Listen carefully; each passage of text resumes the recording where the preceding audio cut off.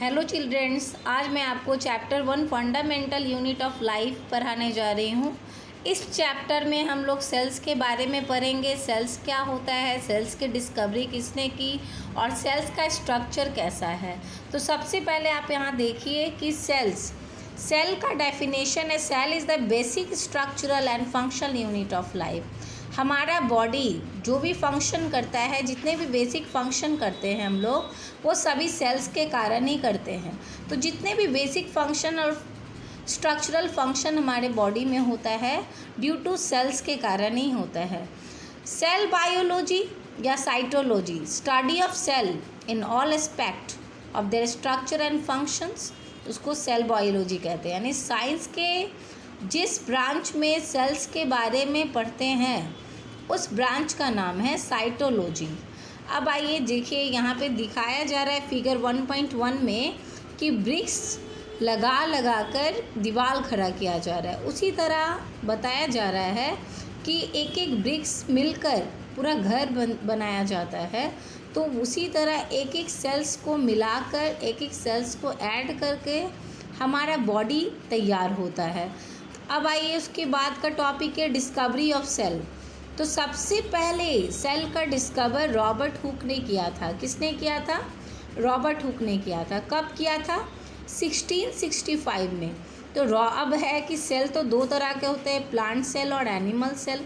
तो Robert Hooke ने किसका डिस्कवर किया था? तो रॉबर्ट हुक ने प्लांट सेल का डिस्कवर किया था। किसका किया था? प्लांट सेल का। उसने क्या लिया था? उसने ट्री के बार्क यानी लीव्स के जो बार्क होता है ना, उस बार्क को लिया था। और बार्क को फिर जब माइक्रोस्कोप के द्वारा उसने उसका स्टडी किया तो पता चला कि उस बार्क्स में बहुत सारे रूम लाइक स्ट्रक्चर बने होते हैं।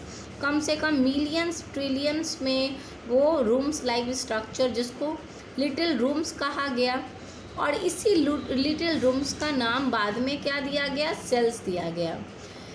इस लिटिल रूम का नाम बाद में सेल्स दिया गया। तो इस तरह का स्ट्रक्चर बार्क में बहुत सारा दिखाई दिया था, जिससे रॉबर्ट हुक ने इस तरीके से सेल्स का डिस्कवर किया। सेल्स को लैटिन वर्ड सेलुला से बनाया गया है।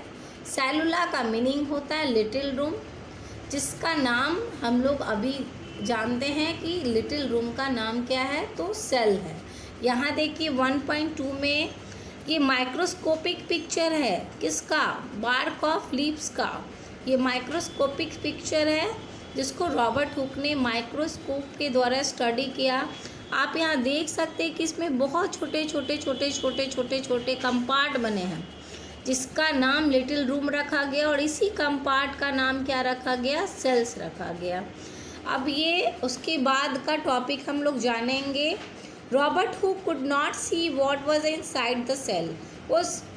उन्होंने सिर्फ सेल का डिस्कवर किया था, लेकिन सेल्स के अंदर क्या क्या चीज़ें हैं उसके बारे में वो नहीं जान पाए।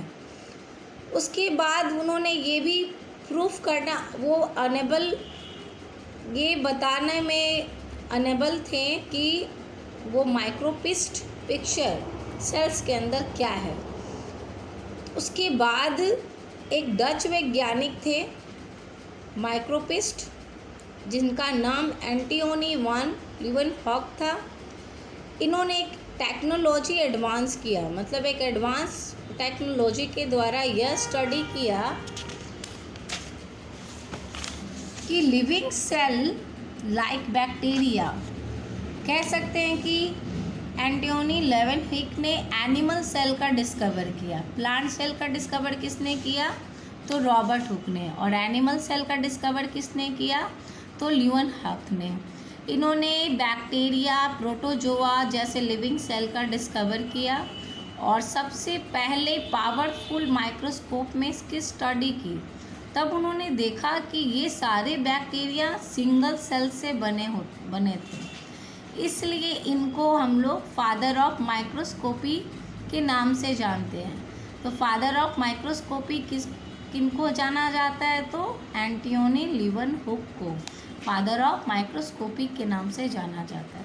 अब आइए सेल थ्योरी। सेल थ्योरी क्या है? सेल थ्योरी सेल थ्योरी में जिसमें सेल्स के बारे में बताया गया है कि सेल्स कैसा है, सेल का स्ट्रक्चर कैसा है, सेल किन किन चीज़ों से मिलके बना है, उसको सेल थ्योरी कहा जाता है। तो सेल थ्योरी सबसे पहले सेल थ्योरी को 2 जर्मन साइंटिस्ट ने मिलके लिखा। इनका नाम था मिथेस सेल्डन एंड थियोडर सैकबॉर्न। इस थ्योरी को फिर रिफाइंड किया गया रुडोल्फ वर्चो के द्वारा। कब किया गया? 1855 में। इसमें रिफाइंड करके उसमें कुछ और भी डेफिनेशंस, कुछ भी और भी पोस्टुलेट ऐड किए गए। अब आइए मिथेस सेल्डन के द्वारा क्या बोला गया। उन्होंने बताया कि जितने भी प्लांट है वो सभी सेल से बने हैं। सैकबॉर्न ने क्या बताया? तो सैकबॉर्न ने ये बताया कि जितने भी लिविंग थिंग्स है, प्लांट और एनिमल, ये सभी सेल से बने हैं। और रुडोल्फ वर्चो ने क्या बताया? इसको रिफाइंड करके इन्होंने ये प्रूफ किया कि ये सारे प्लांट और एनिमल प्री एग्जिस्टिंग सेल से मिलके ही बनते हैं। प्री एग्जिस्टिंग सेल यानी जो सेल्स बॉडी में पहले से प्रेजेंट होता है वो डेड करने के बाद रीजनरेट करता है, और रीजनरेट करने के बाद प्लांट और एनिमल बॉडी को ऑर्गेनाइज करता है, जिसका मीनिंग होता है प्री एग्जिस्टिंग सेल्स के द्वारा बना है। अब आइए पोस्टुलेटेड यानी कह सकते हैं कि सेल्डन, सैकबॉर्न और वर्चो के कंट्रीब्यूशंस के द्वारा ही हमारा सेल थ्योरी लिखा गया है। अब पोस्टुलेट ऑफ सेल थ्योरी में देखिए, इसको डीपली हम लोग जानेंगे। तो पोस्टुलेट ऑफ सेल थ्योरी में दिया गया है कि सारे लिविंग ऑर्गेनिज्म एक या एक से ज़्यादा सेल से बने हैं। सेल हमारा फंडामेंटल यूनिट, स्ट्रक्चर और फंक्शंस यूनिट है लिविंग ऑर्गेनिज्म का, जो मेटाबॉलिक रिएक्शंस में पार्टिसिपेट करता है। जितने भी सेल है वो सेल डिवीजन करते हैं, यानी सेल से सेल ब्रेक करता है और एक नया सेल या एक से ज़्यादा नया सेल को जन्म देता है। तो इसमें आ रहा है ना प्री एग्जिस्टिंग सेल, जो सेल पहले से प्रेजेंट होते हैं उससे एक न्यू सेल का डिवीजन होता है और इससे नया सेल फिर से एग्जिस्ट करता है बॉडी में ड्यू टू द डिवीजन के थ्रू। अब उसके बाद हम लोग पढ़ेंगे आगे का टॉपिक। आप देखिए वायरस के बारे में दिया है, तो वायरस सबसे अलग ऑर्गेनिजम्स में आता है। वायरस अलग क्यों है? क्योंकि ये लिविंग और नॉन लिविंग के बीच में पाया जाता है। ये जब किसी भी बॉडी के अंदर इन करता है तो लिविंग की तरह बिहेव करता है, और जब ये किसी भी बॉडी से बाहर रहता है यानी बाहर एटमॉस्फेयर में रहता है तो नॉन लिविंग की तरह बिहेव करता है।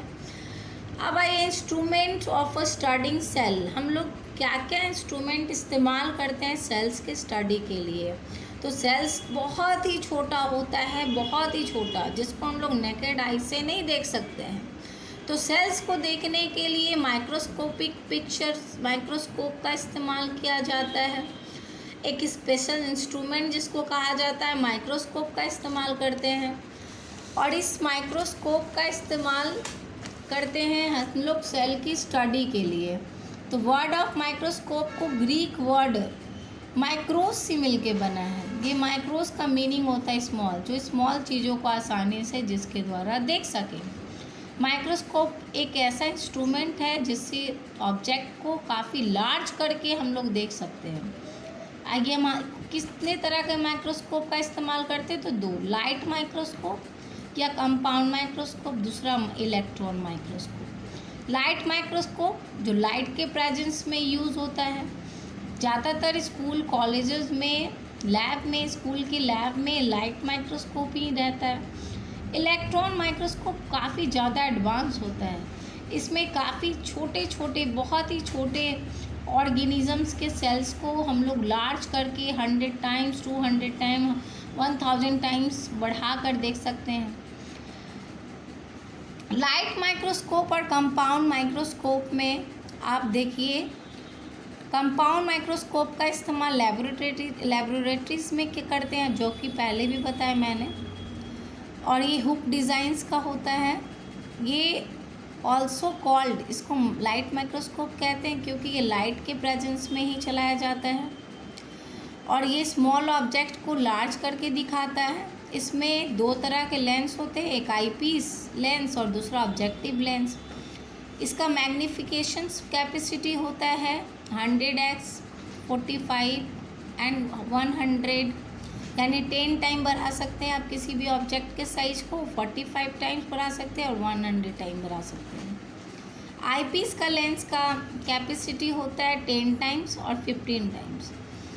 द कंबाइंड मैग्नीफिकेशन दोनों लेंस को हम लोग बढ़ा सकते हैं 1500 टाइम्स तक। ये जो कि सबसे बहुत ही इनफ है इतना सेल्स को देखने के लिए, सेल्स ऑर्गेनील और बैक्टीरियल सेल्स को देखने के लिए।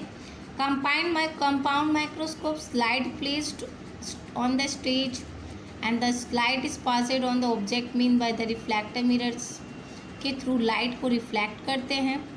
लाइट रिफ्लेक्ट करने के बाद वो लाइट स्लाइड पे पड़ता है और जिससे इमेज को हम लोग आसानी से देख पाते हैं। इसमें दो तरह का एडजस्टमेंट नोब होता है, कोरस और फाइन।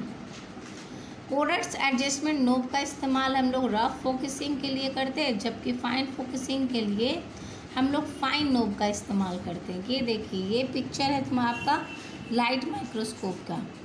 अब आइए उसके बाद हम लोग का अंतिम टॉपिक है इलेक्ट्रॉन माइक्रोस्कोप। आज के लिए इलेक्ट्रॉन माइक्रोस्कोप का आविष्कार 1940 में ही किया गया था।